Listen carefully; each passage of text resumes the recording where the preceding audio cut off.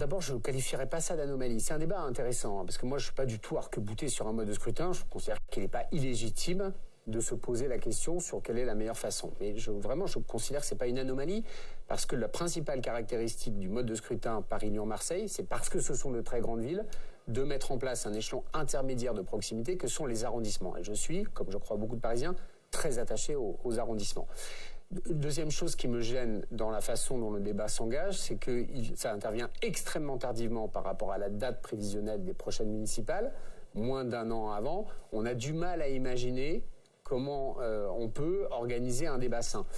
Moi, je vais faire une proposition à la maire de Paris. Elle a programmé une consultation des Parisiens le 23 mars prochain sur un sujet. Si le gouvernement confirmait, et notamment si le Premier ministre confirmait auprès de la maire de Paris, au-delà des rumeurs de presse que nous avons vues, l'intention de changer le mode de scrutin, il me paraîtrait inconcevable que les Parisiens et les Lyonnais et les Marseillais n'en soient pas saisis.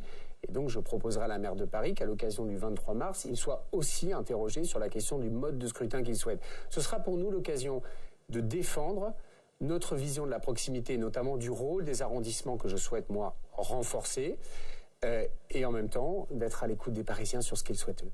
Merci.